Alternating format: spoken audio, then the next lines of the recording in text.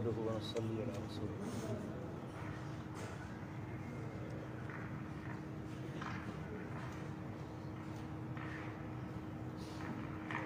أما بعد فأعوذ بالله السميع العليم من الشيطان الرجيم. بسم الله الرحمن الرحيم.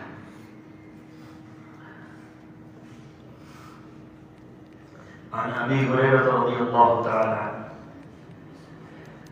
أن النبي صلى الله عليه وسلم قال: إذا قمت إلى الصلاة فأسبغ الوضوء ثم استقبل القبلة فكبر ثم اقرأ ما تيسر معك من القرآن ثم اركع حتى تطمئن راكعا ثم ارفع حتى تعدل قائما ثم اسجد حتى تطمئن ساجدا ثم ارفع حتى تطمئن جالسا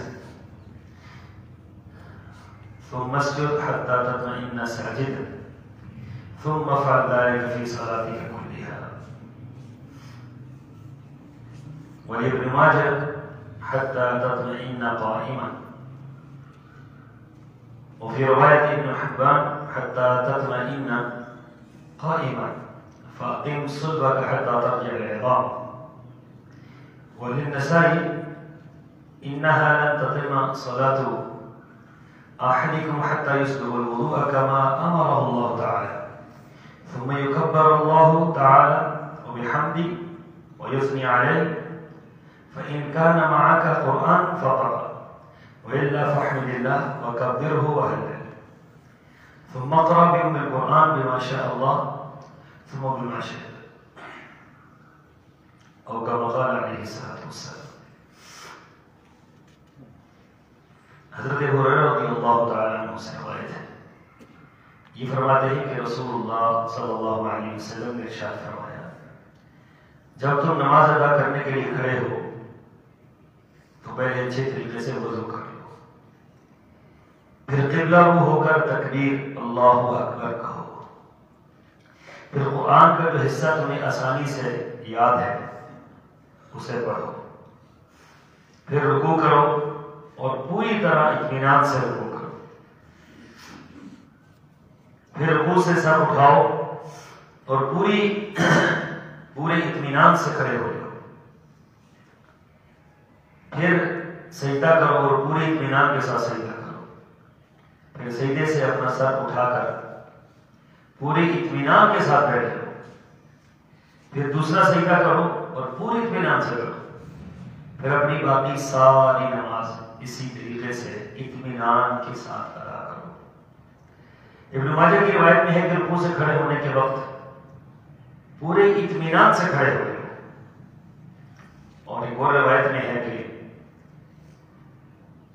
اپنی کمر پشت کو سیدھا کرو یہاں تک کہ ہڈیاں اپنے مقام پر واپس آ جائیں. اور ایک اور روایت میں ہے نسائی کی کہ تم میں سے کسی کی نماز مکمل نہیں ہو سکتی جب تک وہ کامل وضو نہ کرے، جس طرح اللہ تعالیٰ نے حکم دیا ہے وضو کرنے کا. پھر تکبیر کہے، اللہ کی حمد و ثنا بیان کرے، اور پھر فرمایا کہ قرآن میں سے جو کچھ یاد ہے وہ پڑھے. اگر بالفرض محال قرآن سے کچھ یاد نہیں ہے تو اللہ کی حمد بیان کرے، اللہ کی تکبیر بیان کرے، کلمہ پڑھے، پھر سورہ فاتحہ پڑھے، اور پھر اس کے ساتھ جو سورت اسے یاد ہے وہ پڑھے. پھر ایک اور روایت ہے ابو حمیدہ ساعدی رضی اللہ تعالیٰ،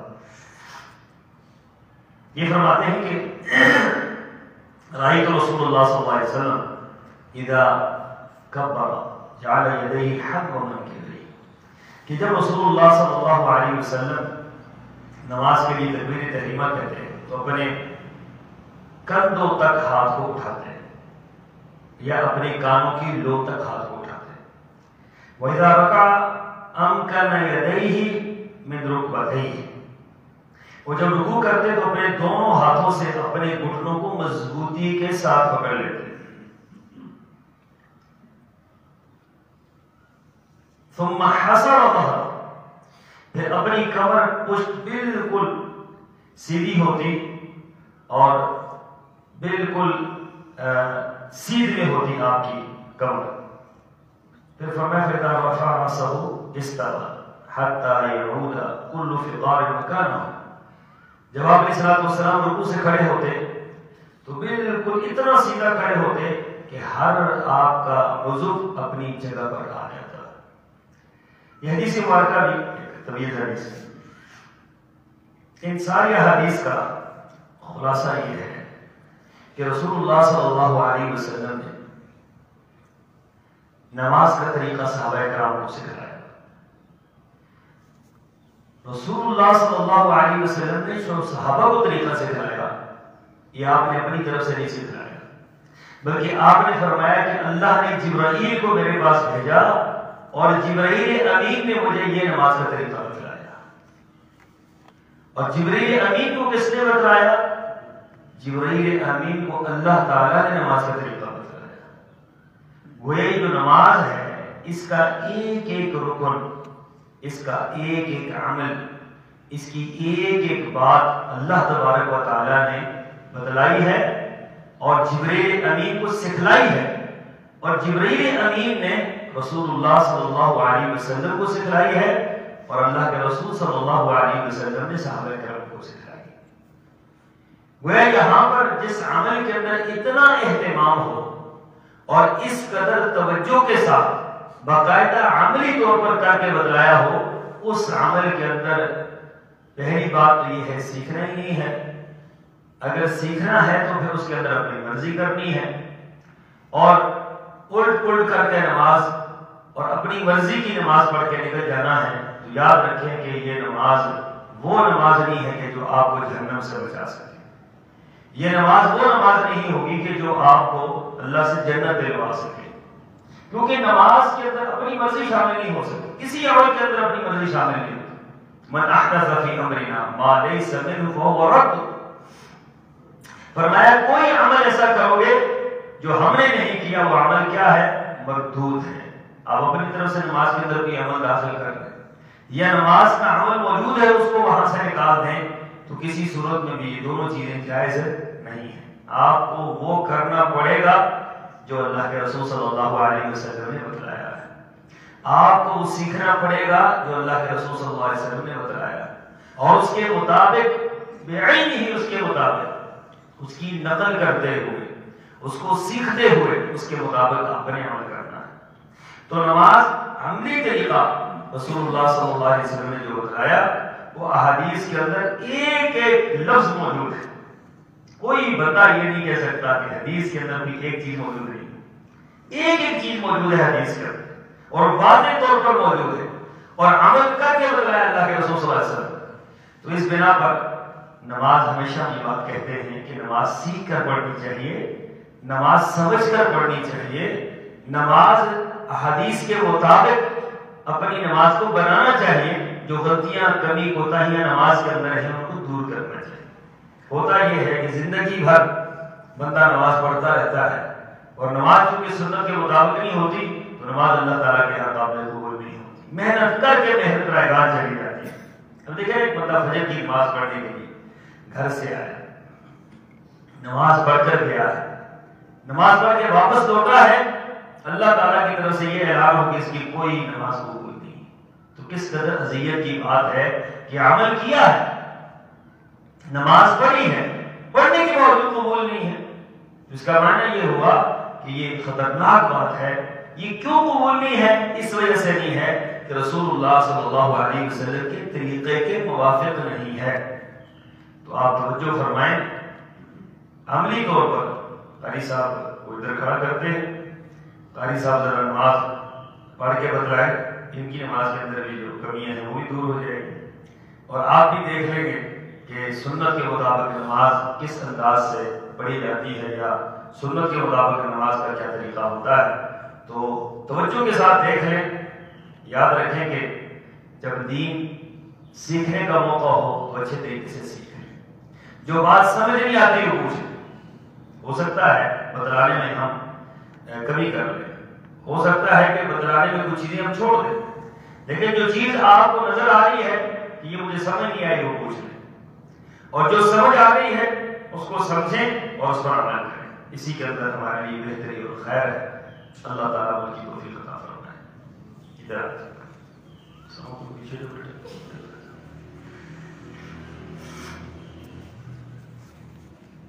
ٹھیک ہے ادھر سب اچھا ٹھیک ہے جی جی ابتدا سے سب سے پہلے جو ہے دیکھیں نماز کے اندر جو ہے یہ کام نہیں کر رہا.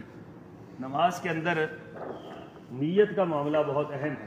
عام طور پر لوگ نیت پر ہی غلطی کھا جاتے ہیں. سب سے بڑی بات پہلی نیت کے بغیر کوئی عمل نہیں. اب نیت پر غلطی یہ لوگ کھاتے ہیں کہ جب نماز کے لیے کھڑے ہوتے ہیں تو اپنی خود ساختہ نیت جو کسی حدیث کے اندر نہیں ہے اپنی زبان سے لوگ کہنا شروع کر دیتے ہیں. 4 رکعت نماز فرض، وقت نماز ظہر، منہ میرے کعبہ شریف کے پیچھے سے امام کے اللہ اکبر. یہیں سے غلطی کی ابتدا ہو جاتی ہے. یہ جو نیت ہے یہ خود ساختہ نیت ہے. حدیث کے اندر اگر نیت ہوتی تو رسول اللہ صلی اللہ علیہ وسلم نے نیت سکھلائی ہوتی، اس کے الفاظ سکھلائے ہوتے. ماسوائے اس کے کہ حدیث کے اندر ایک جملہ آتا ہے اور وہ بھی کیا ہے، انی وجہت وجہی للذی فطر السماوات والارض حنیفا وما انا من المشرکین. یہ نماز میں کھڑے ہونے سے پہلے رسول اللہ صلی اللہ علیہ وسلم یہ پڑھا کرتے تھے اور یہ بس اتنا کوئی پڑھ سکتا ہے. اس کے علاوہ نیت جو ہے یہ دل کے ارادے کو کہا جاتا ہے.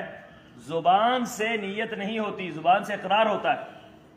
آج تک کبھی آپ نے یہ سوچا ہے کہ کوئی بندہ یہ کہہ رہا ہو کہ میں زبان سے نیت کرتا ہوں؟ اگر کوئی کہے گا میں زبان سے نیت کرتا ہوں تو آپ کہیں گے یہ آپ کیسی بات کریں. زبان سے بھی نیت ہوتی ہے، زبان سے اقرار ہوتا ہے. تو رسول اللہ صلی اللہ علیہ وسلم نے فرمایا کہ نماز کی نیت کرنی چاہیے. نیت دل کے ارادے کو کہتے ہیں کہ آپ کھڑے ہوئے ہیں، آپ کا ارادہ کیا ہے، یہی نیت. اب زبان سے جو الفاظ کہے جاتے ہیں ان الفاظ کی کوئی حیثیت نہیں ہے، ان الفاظ سے ہمیشہ گریز کرنا چاہیے. جی اللہ اکبر. پہلی بات یہ ہے کہ یہ نماز کے لیے جب کھڑے ہوئے تو ابتدا جو ہے یہ تکبیر تحریمہ سے ہوتی ہے. اور تکبیر تحریمہ کے لیے ضروری ہے کہ ہاتھوں کو بلند کیا جائے. اب ہاتھوں کو بلند کرنے کے لیے 2 طریقے رسول اللہ صلی اللہ علیہ وسلم سے حدیث کے اندر موجود ہیں. کہ آپ علیہ الصلوۃ والسلام نے ہاتھ اٹھایا، دونوں ہاتھوں کو سیدھا بالکل یہ دیکھیں، بالکل اس طریقے سے، نہ انگلیاں اس طرح مڑی ہوئی ہوں اور نہ ادھر ہوں نہ ادھر ہوں، بالکل سیدھے انداز سے یہ طریقہ ہونا چاہیے. یا تو آپ نے یہ کندھوں تک اٹھانا ہے یا کانوں کی لو تک اٹھانا ہے. بعض لوگ جو ہے یہاں تک اٹھاتے ہیں، یہاں تک اس طرح کر کے نیت کرتے ہیں، اس طرح کر کے تکبیر شروع کرتے ہیں، یا بعض لوگ اس طرح کر کے کرتے ہیں. یہ سارے طریقے جو ہے حدیث کے خلاف. سیدھی سی بات ہے یہاں تک اٹھائیں یا کانوں کی لو تک. یہ جو آپ کے آخری پورے ہیں یہ کانوں کی لو تک اٹھنے چاہیے، اس سے اوپر نہیں اٹھنے چاہیے اور بالکل سیدھا ہو. اور اس کے بعد جو ہے یہ اللہ اکبر کر کے واپس اس طریقے سے ہاتھ کو باندھنا ہے کہ رسول اللہ صلی اللہ علیہ وسلم سے صحیح بخاری کی روایت کے اندر آپ نے فرمایا کہ آپ علیہ الصلوۃ والسلام ذرا پر ہاتھ باندھتے ہیں. اب ذرا یہ ہے، یہ دیکھیں یہ ذرا، یہ ہاتھ باندھنے کا جو ہے بہترین طریقہ یہ ہے. رسول اللہ صلی اللہ علیہ وسلم کی احادیث کی روشنی میں ہاتھ باندھنے کا بہترین طریقہ یہ ہے. آپ علیہ الصلوۃ والسلام صحیح بخاری، مسلم، ابو داؤد، نسائی، ترمذی، ابن ماجہ تمام احادیث کی کتاب کے اندر یہ طریقہ موجود ہے. اب بعض اوقات لوگ ناف کے نیچے باندھتے ہیں، یہ روایت ضعیف روایت ہے. اس روایت کا احادیث میں اصل موجود نہیں ہے. مراد یہ ہے کہ ضعیف جب ہم کہتے ہیں نا تو ہم نہیں کہتے، محدثین کہتے ہیں کہ یہ روایت ضعیف ہے. اس کے مد مقابل صحیح روایت جو موجود ہے اس پر عمل کرنا چاہیے. اور بعض روایات میں آتا ہے کہ رسول اللہ صلی اللہ علیہ وسلم نے تکبیر تحریمہ کہنے کے بعد سینے پر ہاتھ باندھے. تو سینے پر ہاتھ باندھنا، یہ سینہ ہے، آپ کی سینے کی ابتدا یہاں سے ہو رہی ہے، تو یہ ہاتھ باندھنے کا طریقہ یہ سب سے موزوں طریقہ ہے. اس پر محدثین نے اتفاق بھی کیا ہے اور اس کی کئی وجوہات بتلائی ہیں. سب سے اہم وجہ یہ ہے کہ رسول اللہ صلی اللہ علیہ وسلم نے خود اس طریقے سے ہاتھ باندھے ہیں. دوسری وجہ یہ ہے کہ دل یہ پورے خیر کا منبع ہے، تو اس بنا پر دل کے اوپر ہاتھ رکھنا یا سینے کے اوپر ہاتھ رکھنا یہ زیادہ اقرب ہے بنسبت اس کے کہ بندہ ناف کے نیچے جو ہے وہ ہاتھ رکھے. اور بعض اوقات آپ نے دیکھا ہے کہ ناف کے نیچے بڑی بے دلی سے ہاتھ رکھے جاتے ہیں اور بڑے عجیب انداز سے ہاتھ رکھے جاتے ہیں. تو میرے نقطہ نظر سے یہ احادیث کی خلاف ہے. حدیث میں جو بات آتی ہے وہ یہی ہے کہ سینے کے اوپر ہاتھ باندھے جائیں اور اس انداز سے باندھے جائیں کہ آپ کی کوئی عضو ٹیڑھا نہ ہو، بس دیکھیں نا ایسے بھی نہ ہو اور ایسے بھی نہ ہو، یہ دونوں طریقے غلط ہیں. بالکل سیدھ میں اس طریقے سے آپ ہاتھ باندھیں گے تو یہ رسول اللہ صلی اللہ علیہ وسلم کا مبارک عمل ہے. یہ پہلی ابتدا ہوئی ہے. اچھا پھر اس کے بعد یہ پہلے سے ابتدا کریں. یہ آپ نماز نہیں پڑھ رہے، آپ سکھا رہے ہیں.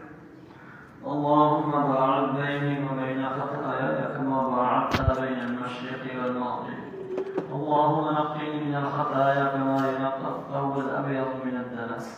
اللهم اغسل خطاياي بالماء والثلج والبرد. یہ ایک دعا ہے جو احادیث میں کثرت کے ساتھ رسول اللہ صلی اللہ علیہ وسلم نے بیان فرمائی ہے. ایک دعا عمومی طور پڑھتے ہیں سبحانک اللہم وبحمدک وتبارک اسمک وتعالی جدک ولا الہ غیرک. عام طور پر ہمیں بچپن سے یہی دعا سکھلائی گئی. یہ دعا بھی ہے، لیکن رسول اللہ صلی اللہ علیہ وسلم جو کثرت کے ساتھ دعا مانگتے تھے وہ اللہم باعد بینی وبین خطایائی. اس دعا کے اندر بہت خوبصورت پہلو یہ ہے کہ ابتدا ہی اس بات سے ہو رہی ہے کہ اللہ میرے گناہوں کے اور میرے درمیان اتنا بعد کر دے، اتنی دوری کر دی جتنے مشرق اور مغرب کے درمیان دوری، یعنی اپنے گناہوں کی معافی مانگی جا رہی ہے اللہ تبارک و تعالیٰ سے. تو یہ دعا جامع ہے. اس دعا کو صحیح بخاری کے اندر امام بخاری رحمہ اللہ نے نقل فرمایا ہے. تو یہ دعا پڑھنی چاہیے. اس کے ساتھ کئی دعائیں اور ہیں. اللہ اکبر کبیرہ والحمد للہ کثیرہ وسبحان اللہ بکرۃ واصیلا. اصل میں ہم دعائیں یاد نہیں کرتے. جب دعائیں یاد نہیں کرتے تو ایک دعا یاد ہوتی ہے بچپن میں، تو پوری زندگی وہی دعا چلتی رہتی. ہمیں چاہیے کہ دعا جو ابتدا میں رسول اللہ صلی اللہ علیہ وسلم نے دعائیں سکھلائی ہیں، کئی دعائیں ہیں، وہ ساری کی ساری یاد کر لینی چاہیے. آپ ساری نہ بھی پڑھیں لیکن الگ الگ کر کے پڑھ لیں. کبھی ایک دعا پڑھ لی، کبھی دوسری دعا پڑھ لی، کبھی تیسری پڑھ لی، کبھی ساری پڑھ لی، تاکہ رسول اللہ صلی اللہ علیہ وسلم کے سارے اعمال پر ہماری نظر بھی ہو اور سارے اعمال پر ہمارا عمل بھی. جی اعوذ باللہ السمیع العلیم من الشیطان الرجیم من حمزه ونفخه ونفثه. اعوذ باللہ السمیع العلیم من الشیطان الرجیم من حمزه ونفخه ونفثه. یہ اعوذ باللہ پڑھنی ہے نماز کے اندر. اعوذ باللہ من الشیطان الرجیم یہ نہیں پڑھنی، کیونکہ رسول اللہ صلی اللہ علیہ وسلم نے یہ پڑھی ہے.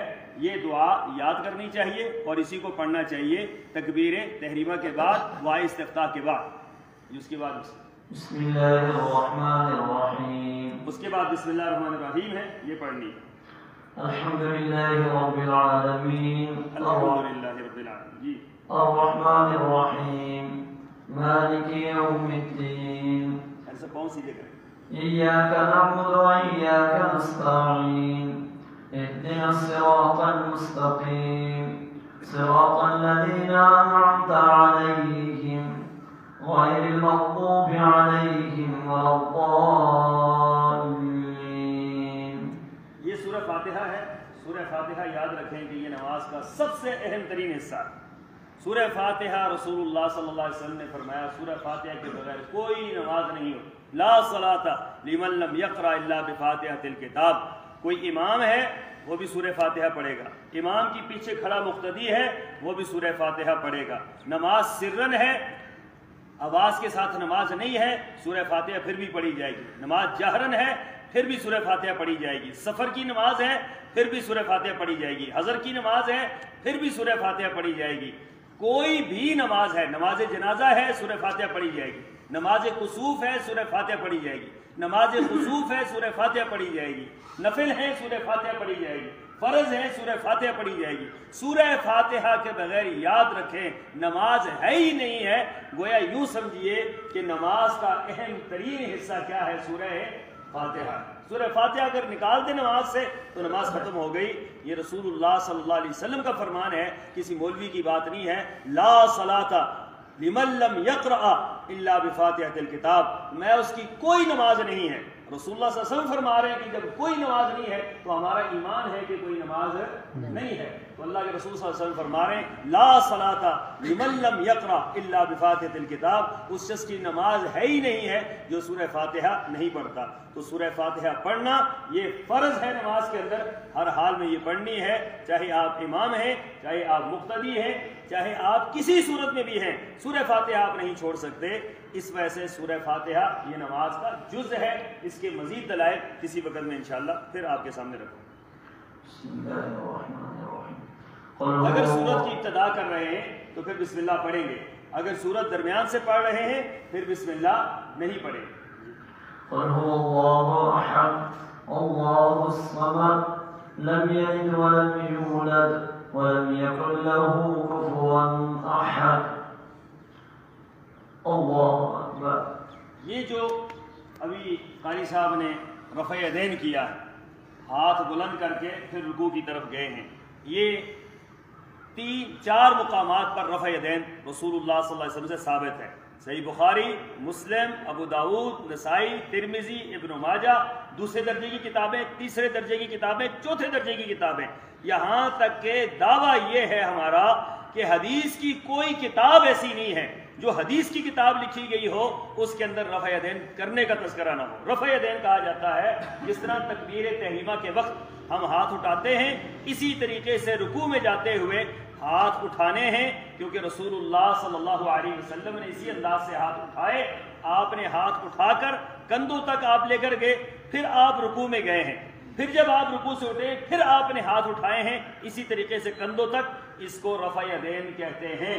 اور تقریباً احادیث مبارکہ کو ملا کر 400 آثار بنتے ہیں صحابہ کرام سے، تابعین سے، تبع تابعین سے، کہ رسول اللہ صلی اللہ علیہ وسلم نے نماز کے اندر رفع یدین کیا ہے۔ تو یہ ایک طویل موضوع ہے، اس پر بھی میں انشاءاللہ مفصل کسی وقت گفتگو کروں گا۔ رفع یدین یاد رکھیں کہ نماز کا حصہ ہے، اس نماز کا حصہ ہے جو رسول اللہ صلی اللہ علیہ وسلم نے سکھلائی ہے، جو صحابہ کرام نے سیکھی ہے۔ رسول اللہ صلی اللہ علیہ وسلم سے ایک نماز بھی بغیر رفع یدین کے ثابت نہیں ہے۔ اس پر جتنے دلیلیں آپ کہہ سکتے ہیں میں دینے کو تیار ہوں۔ رسول اللہ صلی اللہ علیہ وسلم نے بغیر رفع یدین کی ایک نماز بھی ادا نہیں فرمائی۔ تو رفع یدین کر کے رکوع کی طرف جانا ہے۔ جب رکوع میں جائیں گے تو 2 کام بہت اہم ہیں۔ پہلی بات یہ ہے کمر سیدھی ہونی چاہیے، بالکل کمر سیدھی ہو، کمر کے اندر ٹیڑھا پان نہیں ہونا چاہیے، اللہ یہ کہ کوئی بیمار ہے وہ بات علیحدہ ہے۔ دوسری بات یہ ہے کہ یہ جو ہاتھ رکھے ہیں یہ ہاتھ مضبوطی کے ساتھ گھٹنوں کو پکڑ لینا ہے۔ بعض اوقات گھٹنوں کے اوپر لوگ اس طرح ہاتھ رکھ دیتے ہیں خالی اس طریقے سے، یہ غلط ہے، بالکل یہ نماز کا طریقہ نہیں ہے۔ گھٹنوں کو پکڑنا ہے باقاعدہ طور پر، رسول اللہ صلی اللہ علیہ وسلم گھٹنوں کو پکڑتے تھے مضبوطی کے ساتھ۔ تیسری بات یہ ہے کہ یہ بعض اوقات یہ ہم ڈھیلا چھوڑ دیتے ہیں، جب رکوع کے اندر جاتے ہیں تو اس طریقے سے ہوتے، اس طرح نہیں، بالکل سیدھی ہونی چاہیے اور گھٹنوں کو پکڑا ہوا ہونا چاہیے۔ اس سے 2 فائدے ہوں گے۔ ایک فائدہ یہ ہوگا کہ آپ کے یہ گھٹنے سیدھے ہوں گے تو آپ کے پاؤں بالکل سیدھے ہوں گے۔ دوسرا یہ ہے کہ آپ کی یہ بازو سیدھے ہوں گے، اور تیسرا یہ ہے کہ آپ کی کمر کیا ہوگی، بالکل سیدھی ہوگی۔ تو رسول اللہ صلی اللہ علیہ وسلم جو یہ رکھتے تھے، یہ سر رکھتے تھے ایسے، نہ سر اوپر ہوتا نہ سر بالکل نیچے جھکا ہوا ہوتا، بالکل کمر کے برابر آپ علیہ الصلوۃ والسلام کا سر ہوتا تھا۔ یہ طریقہ ہے رکوع کرنے۔ جی رکوع سے سمع اللہ لمن حمدہ، پھر اسی انداز سے کھڑے ہو کر رفع یدین کرنا ہے اور سمع اللہ لمن حمدہ کہنی۔ اللہم ربنا لک الحمد حمدا کثیرا طیبا مبارکا فیہ۔ 4 سے 5 دعائیں رکوع کے کھڑے ہونے کے بعد۔ دیکھیں ہمیں تو یہ سکھلایا گیا بچپن میں، سمع اللہ لمن حمدہ ربنا لک الحمد، اللہ اکبر، سمع اللہ لمن حمدہ ربنا لک الحمد حمدا کثیرا طیبا مبارکا فیہ۔ اس کے علاوہ بھی 4 دعائیں اور ہیں جو رسول اللہ صلی اللہ علیہ وسلم پڑھا کرتے تھے۔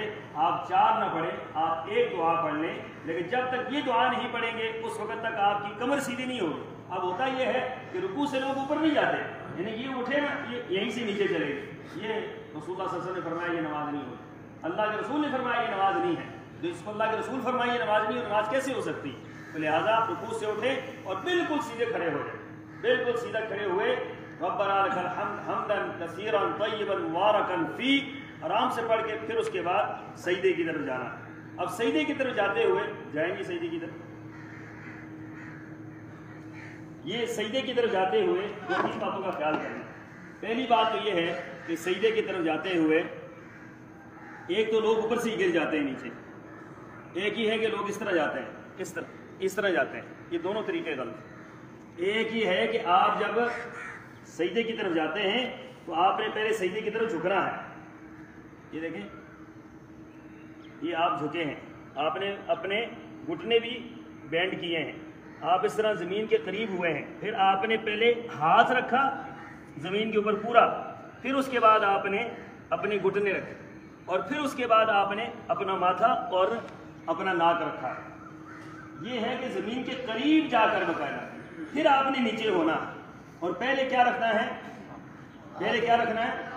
ہاتھ، پہلے گھٹنے نہیں رکھنے۔ رسول اللہ صلی اللہ علیہ وسلم پہلے ہاتھ رکھتے تھے جب زمین کی طرف آپ جھکتے تھے، پھر اس کے بعد گھٹنے رکھتے تھے، پھر آپ علیہ الصلوۃ والسلام اپنی پیشانی رکھتے تھے، پیشانی کے ساتھ ناک تو ظاہر بات ہے موجود ہے، تو اس طریقے سے یہ سجدے میں چلے گئے۔ اب سجدے میں جو طریقہ ہے، پاؤں ملائیں، یہ دیکھیں نا، ہر سب کی پاؤں نہیں ملے، یہ پاؤں ملے ہوئے ہونے چاہیے۔ دیکھ لیں آپ پاؤں کا رخ دیکھ لیں، پاؤں اکثر لوگوں کا رخ غلط ہوتا ہے، یہ پاؤں بالکل ملے ہوئے ہونے چاہیے، یہ انداز ہونا چاہیے۔ یہ پاؤں یہ بھی غلط ہے، یہ طریقہ بھی غلط، یہ طریقہ بھی غلط، یہ رسول اللہ صلی اللہ علیہ وسلم نے طریقہ بتلایا، بالکل پاؤں ملے ہوئے ہونے چاہیے، یہ پاؤں ملے ہوئے ہیں، اور انگلیوں کا رخ قبلہ رخ ہونا چاہیے، جو پاؤں کی انگلیاں ہیں ان کا رخ کوشش ہونی چاہیے قبلہ رخ ہو۔ پھر 7 اعضاء پر رسول اللہ صلی اللہ علیہ وسلم سجدہ کرتے تھے۔ اب یہ دیکھیں، یہ سجدہ کرتے ہوئے نا ایک تو یہ نہ انگلیاں پھیلائیں نہ انگلیاں سکیڑیں، جو اپنی حالت میں ہے اس حالت میں سجدے میں رکھیں، پھر اس کے بعد صرف ہاتھوں پہ سجدہ کرنا ہے، کونیاں زمین کے اوپر نہیں بچھانی۔ بعض اوقات لوگ کونیاں زمین پر بچھا دیتے، کونیاں زمین پر بچھانے سے سجدہ نہیں ہوتا، چاہے عورت ہے چاہے مرد ہے، کوئی بھی ہے، سجدہ نہیں ہوتا۔ لہٰذا صرف ہاتھ رکھنا ہے، ناک اور پیشانی رکھنی ہے، 2 گھٹنے رکھتے ہیں اور 2 پاؤں رکھنے ہیں۔ یہ 7 اعضاء پر رسول اللہ صلی اللہ علیہ وسلم کیا کرتے تھے؟ سجدہ کرتے تھے، 7 اعضاء پر۔ تو 7 اعضاء زمین پر ہونے یہ لازمن ہے، ان میں سے ایک عضو بھی اگر زمین کے اوپر نہیں ہوگا تو نماز نہیں ہوگی۔ تو 7 اعضاء زمین کے اوپر ہونے چاہیے، اور اس انداز سے ہونے چاہیے۔ یہ قاری صاحب کا طریقہ دیکھ لیں کہ قاری صاحب تھوڑے ہاتھ ادھر کریں، ہاتھ ادھر کریں اور ادھر کریں، نہیں ادھر، یہ تھوڑا سا کھولیں، یہ دیکھیں جی، اب یہ دیکھیں سجدے کا طریقہ، یہ ہاتھ تھوڑے سے نا دور رکھ لیں، بالکل اس کے ساتھ ہوں گے پھر بھی ٹھیک نہیں، اس طرح ہوں گے پھر بھی ٹھیک نہیں، تھوڑا درمیانہ سا طریقہ ہونا چاہیے۔ یہ رسول اللہ صلی اللہ علیہ وسلم درمیانہ طریقہ اختیار کرتے تھے ہمیشہ، تو درمیان میں، اور ہاتھ نہ بند ہوں نہ کھلے ہوئے ہوں، بلکہ اپنی اصل حالت میں ہاتھ رکھے ہوئے ہوں۔ جی اٹھے کر سکتے، اللہ اکبر کریں، اللہ اکبر کر کے یہ اب بیٹھ گئے ہیں۔ اب یہاں پر 2 سجدوں کے درمیان دعا پڑھنی ہے۔ جی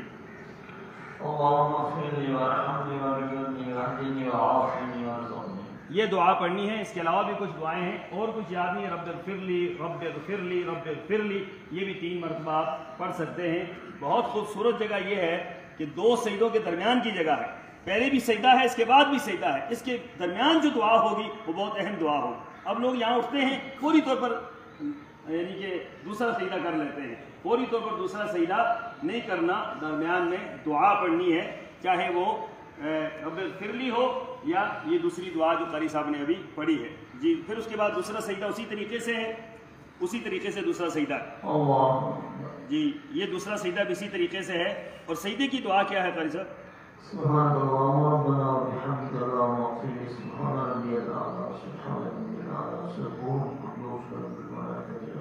سجدے کے اندر کافی ساری دعائیں ہیں، کافی ساری دعائیں ہیں سجدوں میں، لیکن ہمیں یہ سکھلایا گیا تھا سبحان ربی الاعلیٰ، بس ایک ہی دعا پڑھتے ہیں، ٹھیک ہے۔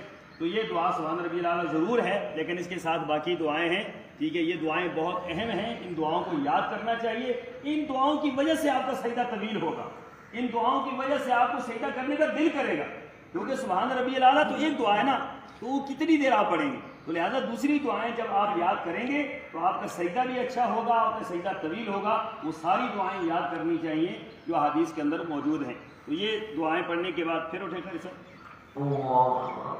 اٹھ کر بیٹھنا ہے، ڈائریکٹ اوپر نہیں اٹھنا۔ دوسری رکعت کے لیے جب آپ اٹھیں گے تو ڈائریکٹ اوپر نہیں اٹھنا، بلکہ کیا ہے، بیٹھ کر، بالکل آرام سے بیٹھ کر، اس کو جلسہ استراحت کہتے ہیں۔ یاد رکھیں حدیث کے اندر جلسہ استراحت یہ صراحت کے ساتھ موجود ہے، صحیح بخاری، مسلم، ابو داؤد، نسائی، جتنی حدیث کی کتابیں ہیں کہ رسول اللہ صلی اللہ علیہ وسلم بیٹھ کر اٹھتے تھے، سجدے سے اٹھتے ہی فوری اوپر نہیں اٹھتے تھے، بیٹھتے تھے، اور یہاں تک کہ صحابہ کرام بعض اوقات یہ سمجھتے تھے کہ آپ نماز بھول گئے پھر آپ علیہ الصلوۃ والسلام اٹھتے تھے. اس کو جلسہ استراحت کہا جاتا ہے. جلسہ استراحت یہ نماز کا حصہ ہے. رسول اللہ صلی اللہ علیہ وسلم جو ہے بیٹھ کر پھر اٹھتے تھے. اب اٹھنے کا انداز ہوتا ہے قاری صاحب، یہ ہاتھ جو ہے نا یہ ایسے جیسے آٹا گوندتے ہیں اس انداز سے اٹھنا ہے. ٹھیک ہے، یہ آٹا کیسے گوندتے ہیں؟ یہ کسی نے گوندا ہے؟ چلے گوندا ہوا دیکھا ہوگا نا. تو یہ ہاتھ جو ہے نا اس طریقے سے رکھ کے پھر اس انداز سے اوپر اٹھنا ہے. تو یعنی کہ ہاتھ رکھ کے نہیں اٹھنا یا کسی اور طریقے سے نہیں اٹھنا، باقاعدہ طور پر جس طرح اٹھتے ہیں ہاتھ گونتی ہیں اس طریقے سے ہاتھ رکھ کے زمین کے اوپر ٹیک لگا کر اوپر اٹھنا ہے. اوپر اٹھتے ہوئے پہلے کیا چیز اٹھانی ہے؟ اوپر اٹھتے ہوئے پہلے کیا اٹھانا ہے؟ پہلے گھٹنے اٹھانے ہیں. جاتے ہوئے کیا رکھا تھا آپ نے پہلے؟ اٹھتے ہوئے کیا اٹھانے ہیں؟ گھٹنے اٹھانے ہیں. گھٹنے اٹھیں گے پھر اس کے بعد آپ کے ہاتھ اٹھیں گے تو آپ آرام آرام سے جو ہے اوپر قیام کی طرف آپ آئیں گے. اور پھر اس کے بعد جو ہے یہ دوسری رکعت اسی طریقے سے ہے جس طرح پہلی رکعت ہے. پھر اس کے بعد جو ہے اتحیات کے اندر سے بیٹھیں. پہلی اتحیات کے اندر بیٹھتے ہیں. پہلی اتحیات کے اندر ایسے بیٹھنا ہے. پہلی کے اندر ایسے بیٹھنا ہے کہ آپ کا بایاں پاؤں جو ہے وہ ٹیڑھا ہو کر نیچے رکھا ہوا ہے سرین کے اوپر، اور دایاں پاؤں جو ہے یہ کھڑا ہے. یہ کیسے کھڑا ہے پتہ نہیں، اللہ کرے ٹھیک کھڑا ہو. ٹھیک کھڑا ہے. یہ دیکھیں جی، یہ دایاں پاؤں ہے، یہ کھڑا ہے، قبلہ رخ ہے یہ دایاں پاؤں. اور اب جو دوسری اتحیات میں بیٹھنا ہے کیسے بیٹھنا ہے جی؟ یہ دوسری اتحیات میں بیٹھنا. ہمارے ہاں یہ سکھایا جاتا تھا کہ یہ اس طرح عورتیں بیٹھتی ہیں. جبکہ یاد رکھیں، پھر میں آپ کو وضاحت کے ساتھ بتا دوں کہ عورت اور مرد کی نماز میں حدیث میں کوئی فرق نہیں. نماز کے اندر کوئی فرق بھی نہیں. یہ جو لوگ نماز کا فرق بیان کرتے ہیں عورت کی نماز کا اور مرد کی نماز کا، یہ حدیث کے اندر نہیں. یہ لوگ کی اپنی اختراع ہے اور بعض ضعیف روایات پر مبنی یہ سارے کا سارا مسئلہ ہے. عورت اور مرد کی نماز میں کوئی فرق نہیں ہے. نہ رکوع میں فرق ہے، نہ سجدے میں فرق ہے، نہ تحیات میں فرق ہے، نہ ہاتھ کے باندھنے میں فرق ہے. دیکھیں کئی فرق بیان کیے جاتے ہیں کہ عورت ہاتھ سینے پر باندھے گی، مرد ناف کے نیچے باندھے گی. عورت رکوع کرتے ہوئے سمٹ کے سجدہ کرتے ہوئے سمٹ کے کرے گی، مرد جو ہے اوپر ہو کر کرے گا. عورت جو ہے وہ اس طریقے سے کرے گی، اتحیات میں بیٹھے گی، مرد جو ہے دوسری طرح بیٹھے گا. یہ ساری کی ساری باتیں خود لوگوں نے علیحدہ کی ہیں. حدیث کے اندر ایسی کوئی بھی چیز نہیں ہے. بلکہ ام عطیہ فقیہ خاتون تھی، صحیح بخاری کی روایت ہے کہ وہ اس طریقے سے نماز پڑھتی تھی جس طریقے سے مرد نماز پڑھتے تھے. صحیح بخاری کی روایت میں ام عطیہ کی روایت موجود ہے. ام عطیہ صحابیہ تھی اور رسول اللہ صلی اللہ علیہ وسلم کی نماز کو ڈائریکٹ انہوں نے دیکھا تھا. وہ اس انداز سے نماز پڑھتی تھی جس طریقے سے رسول اللہ صلی اللہ علیہ وسلم نے نماز پڑھی ہے. اور وہ مردوں کی طرح نماز پڑھتی، اس طرح مرد پڑھتے تھے اس طرح وہ نماز پڑھتی تھی. تو جہاں آپ اپنی نماز صحیح کرنی ہے وہاں اپنے گھروں میں جا کر عورتوں کی نماز بھی صحیح کرنی ہے. آپ کی ڈیوٹی ہے، فرض ہے. جہاں آپ ان کو کہتے ہیں کھانا پکانا ہے، جہاں آپ کہتے ہیں رمضان کے اندر پکوڑے تلنے ہیں، جہاں آپ نے رمضان کے اندر مزید فرمائشیں کرنی ہے، وہاں آپ نے عورت کو دین بھی سکھلانا ہے اور پیار اور محبت سے سکھلانا ہے. کیونکہ عورتوں کو نہیں پتا ہوتا کیا ہے کیا نہیں ہے. بچپن سے سیکھ لیا، والدین سے سیکھ لیا یا پڑھتے ہوئے دیکھ لیا، سیکھا ہوا نہیں ہوتا. باقاعدہ طور پر آپ کا فرض ہے کہ آپ سیکھ رہے ہیں، آپ جا کر اپنی عورتوں کو گھروں کے اندر پیار اور محبت کے ساتھ، دلائل کے ساتھ، واضح طور پر ترغیب کے ساتھ ان کو نماز سکھلائیں. تو تحیات کے اندر جب بیٹھیں گے تو بیٹھنے کا یہ انداز ہونا چاہیے کہ دونوں ہاتھ آپ کے گھٹنوں کے اوپر ہوں. یہ گھٹنوں کو پکڑنا نہیں ہے. بعض اوقات لوگ نا اس طرح پکڑ کے بیٹھتے ہیں، یہ طریقہ نہیں. یہ طریقہ کہیں بھی حدیث کے اندر نہیں. گھٹنے کے اوپر ہاتھ اس انداز سے رکھنے ہیں. یہ دیکھ رہے ہیں یہ آخر میں پورے یہاں پر آ رہے ہیں اس انداز سے. اور پھر یہ ہاتھ، یہ جو دایاں ہاتھ ہے اس طریقے سے یہ دیکھیں اس طرح رکھنا ہے. اس کے 3 طریقے ہیں، مگر ایک طریقہ میں آپ کو بتا دیتا ہوں. اس طریقے سے رکھ کر آپ انگلی کو اٹھا لیں شروع ہی سے، اتحیات کی شروع سے جیسے آپ بیٹھیں گے اس کو اٹھا لیں آپ، لیکن ہلانا نہیں ہے، بس یہ اٹھی ہوئی ہو. اتحیات پڑھ لیں. اتحیات کے بعد درود شریف پڑھ لیں. درود کے بعد جب دعا شروع کریں تو دعا کی شروع کرتے ہوئے اس کو کیا کرنا ہے؟ حرکت دینی ہے. اس کو حرکت دینی ہے. رسول اللہ صلی اللہ علیہ وسلم دعا کے وقت اس انگلی کو ہلاتے تھے. دعا کے وقت جب دعا پڑھتے تھے انگلی کو ہلاتے تھے. اور آپ علیہ الصلوۃ والسلام جب انگلی کو ہلاتے تھے تو آپ کی نظر اس انگلی پر ہوتی تھی. یہ دیکھیں، یہ آپ دعا پڑھ رہے ہیں، ساتھ اس انگلی کو حرکت دے رہے ہیں، ساتھ آپ کی نگاہ بھی اسی انگلی کے اوپر. جب تک آپ دعائیں پڑھتے رہیں گے اس انگلی کو آپ ہلاتے رہیں گے. احادیث کے اندر انگلی کا ہلانا فرمایا کہ یہ شیطان کو اس طرح چبھتی ہے جس طریقے سے تیر شیطان کو چبھتے. تیر چبھتے ہیں اس طریقے سے یہ انگلی شیطان کو چبھتی ہے. کیوں؟ یہ کلمہ شہادت کا کیا ہے؟ عملی اقرار ہے. زبان سے آپ دعا مانگ رہے ہیں اور کلمہ شہادت کا اپنی انگلی سے آپ اقرار کر رہے ہیں، تو یہ عملی اقرار ہے. بعض اوقات لوگ یہ کہتے ہیں کہ شروع میں نہیں، اسی طریقے سے رکھنا ہے، جب اشہد ان لا الہ الا اللہ و اشہد ان محمد عبدہ و رسولہ، بس اس طرح نیچے کر لیا. یہ کسی حدیث کے اندر نہیں، یہ کسی حدیث کے اندر نہیں ہے. یہ جو طریقہ لوگوں نے اپنایا ہوا ہے یہ کسی حدیث کے اندر نہیں ہے. حدیث کے اندر یہ ہے کہ شروع میں آپ بیٹھیں گے، آپ اس انداز سے بنا لیں گے نقشہ اور اس انداز سے اپنے گھٹنے کے اوپر رکھ لیں گے، اور جب دعا شروع کریں گے تو اس وقت آپ کیا کریں گے؟ اس کو ہلائیں گے، اس کو ہلاتے رہیں گے جب تک دعا ختم نہیں ہو جاتی. ایک دعا نہیں ہے، دو دعائیں نہیں ہیں، تین دعائیں نہیں ہیں، کئی دعائیں ہیں جو رسول اللہ صلی اللہ علیہ وسلم نے اتحیات کے اندر مانگی ہیں. وہ ساری کی ساری دعائیں ہمیں ازبر ہونی چاہیے. اور ان دعاؤں کے بعد پھر کیا ہے جی؟ السلام علیکم ورحمۃ اللہ. السلام علیکم ورحمۃ اللہ. سلام کرتے ہوئے یاد رکھیں کہ نہ تو یہ سلام ایسے ہونا چاہیے السلام علیکم ورحمۃ اللہ، یا ایسے لوگ بات کر السلام علیکم، یہ دونوں طریقے غلط ہیں. السلام علیکم ورحمۃ اللہ، رسول اللہ صلی اللہ علیہ وسلم کا مبارک رخسار صحابہ فرماتے ہیں کہ ہمیں آپ کے رخسار کی سفیدی نظر آتی تھی پیچھے سے. نہیں السلام علیکم ورحمۃ اللہ، السلام علیکم ورحمۃ اللہ، بس اس انداز سے بڑی تہذیب کے ساتھ، بڑے اطمینان کے ساتھ، بڑی خوبصورتی کے ساتھ، بڑی احتیاط کے ساتھ اور سنت کے مطابق آپ نماز پڑھیں گے تو اللہ تعالیٰ کے ہاں یقیناً یہ نماز قبول ہوگی. اللہ تعالیٰ مجھے اور آپ کو عمل کی توفیق عطا فرمائے. نماز کے اختتام پر جیسے ہی سلام پھیرا فوری طور پر اٹھ کر بھاگنا نہیں ہے، بلکہ اللہ اکبر، اللہ اکبر، استغفر اللہ، استغفر اللہ، استغفر اللہ. یہ تو نماز کے ساتھ منسلک ہی ہے. جیسے ہی آپ نماز ختم کریں گے یہ پڑھیں گے. اس کے بعد کچھ دعائیں ہیں جو احادیث کے اندر مذکور ہیں، وہ انشاءاللہ آگے کسی درس میں ہم بیان کریں گے. اللہ تعالیٰ عمل کی توفیق عطا فرمائے. وآخر دعوانا الحمد للہ رب العالمین.